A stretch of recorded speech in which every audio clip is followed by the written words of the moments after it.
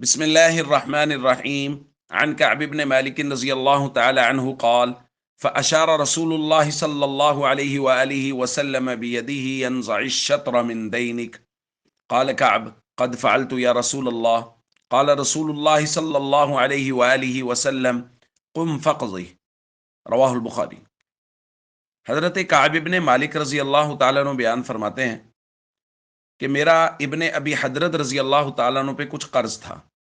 وہ مسجد میں تشریف لائے تو میں نے قرض کا مطالبہ کر دیا اور بات بحث و مباحثہ میں پڑ گئی اور کچھ آوازیں بلند ہو گئیں۔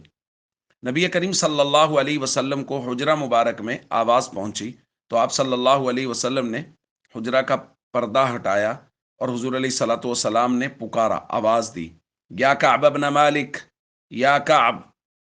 حضرت کعب کہتے ہیں میں نے عرض کیا لبیک یا رسول اللہ، یا رسول اللہ میں حاضر۔ آپ صلی اللہ علیہ وسلم نے ہاتھ کے اشارے سے فاشار بیدی، اپنے ہاتھ سے حضور نے اشارہ کیا، انزع الشطر من دینک، اپنا آدھا قرض معاف کر دو۔ تو حضرت کعب کہتے ہیں میں نے کہا قد فعلت یا رسول اللہ، میں نے کر دیا یا رسول اللہ، میری طرف سے آدھا معاف ہے۔ تو حضرت کعب کہتے ہیں اس وقت نبی کریم صلی اللہ علیہ وسلم نے حضرت ابن ابی حضرت سے فرمایا قم فقضی، اب آپ اٹھیے اور جو باقی آدھا ہے وہ قرض ادا کر دیجئے۔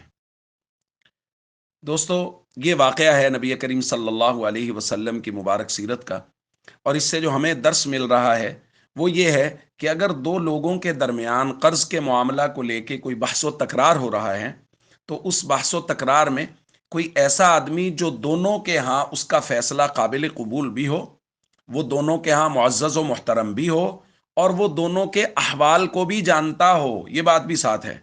تو اگر ایسا کوئی شخص ہے تو اس کو چاہیے کہ وہ درمیان میں پڑھ کے ان کی آپس میں اس بحث و تکرار اور اس لڑائی جھگڑے کو ختم کروا دے اور کوئی درمیانہ راستہ اختیار کر لے تاکہ نوبت لڑائی جھگڑے تک نہ پہنچے، جیسا کہ نبی کریم صلی اللہ علیہ وسلم نے یہ فیصلہ فرمایا۔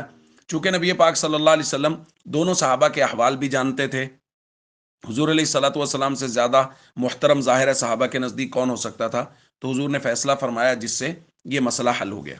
اور اس کے ساتھ جو دوسری بات ہمیں سمجھ میں آ رہی وہ صحابی رسول کا نبی پاک صلی اللہ علیہ وسلم کی بات پر سر تسلیم خم دیکھیے کہ حضور نے فرمایا آدھا قرض معاف کر دو، انہوں نے کہا قد فعلت یا رسول اللہ، میں نے کر دیا یا رسول اللہ، کوئی بحث نہیں، نہیں یا رسول اللہ وہ میرا زیادہ بنتا تھا، یہ پہلے سے زیادتی، کچھ بھی نہیں، بس اللہ کے نبی کی بات آ گئی تو صحابہ نے ہمیشہ سر جھکائے ہیں۔ یہ صحابہ کرام کی شان تھی کہ وہ نبی کریم صلی اللہ علیہ وسلم کی ہر بات پہ اپنی جان تک قربان کرنے کے لیے تیار رہتے تھے۔ ہم سب کو چاہیے معاشرے کا ایک بہترین فرد بن کے رہیں، کسی سے قرض لینا ہے تو نرمی سے وصول کریں، کسی کا واپس کرنا ہے تو بر وقت واپس کرنے کی کوشش کرتے رہیں۔